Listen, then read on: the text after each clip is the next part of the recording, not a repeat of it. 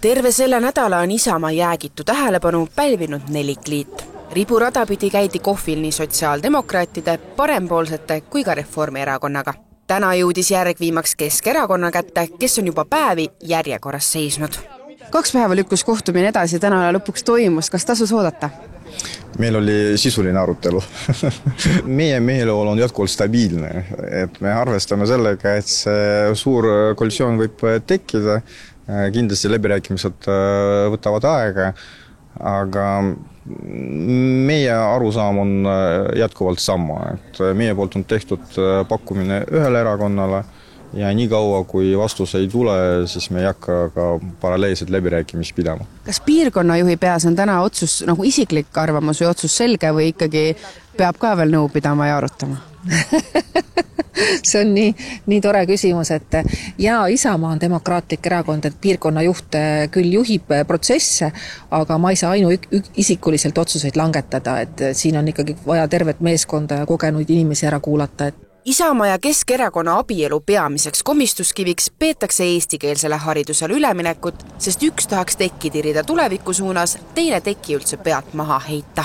Ei ütleks, et see peamine asi on. Ma ütleks, et eestikeelsele haridusele ülemineku arutamiseks võtsime väga pikalt aega. Sealt poolt tulid väga ühesed signaalid, et sellega minnakse täierauaga edasi, aga toodi esile siis murekohad, mis on siis just 4. klassidega ja nende üleminekuga seotud keeleõppe puhul olemas täiesti ja mis oli ka meie üks küsimus. Ma arvan, et Keskerakond on kõige, kuidas öelda, tahaksin öelda kõige targemus ja võib-olla ei oleks väga soliidne, aga kindlasti Keskerakonnal on kõige rohkem kogemusi, kuidas üleminekut toetada. Keskerakonna ridadest on varasemalt kostunud, et eestikeelsele haridusele üleminek tuleks tagasi pöörata. Täna sõnab Kõlvart, et tegemist on vaid poliitiliste konkurentide poolse hirmutamisega. Kahjuks see hirm ka tekkis ühiskonnas, võib-olla ka sellepärast, et meil ei olnud poliitilist hüsteeriat enne valimisi, aga ka pärast, et meie pakume lahendusi, et see on meie eesmärk.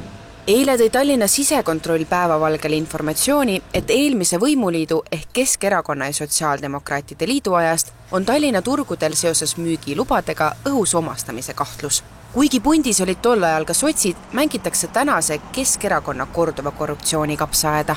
Kuivõrd see täna mõjutab seda otsustusprotsessi? Ma arvan, et ma muidugi nägin seda ja ega see hea märk ei ole. Aga kindlasti torkas silma ka see, et ta nüüd sellisel ajahetkel on välja paisatud, et seda oleks võinud tegelikult teha ka enne valimisi või kui need asjad ilmnesid, et me olime ju ühes koalitsioonis, et see on märk sellest, et proovitakse ikkagi mõjutada, aga ma ei pane pahaks inimestele. Nüüd, kus Isamaa on kõigi võimalike kosilastega kohtunud, peab erakonna juhatus otsuse tegemiseks kogunema. Millal see aga juhtub, ei ole sammuti täpselt teada. Täna on reede ka juba, et anname inimestele natukene aega on veel oodata, et ma arvan, et selle nimel, et me saaksime ühiselt stabiilse Tallinna linna, eks on ju Eesti pealinn, linna juhtimise on see mõistlik see nädalavahetus veel vahele jätta ja anda aega settida.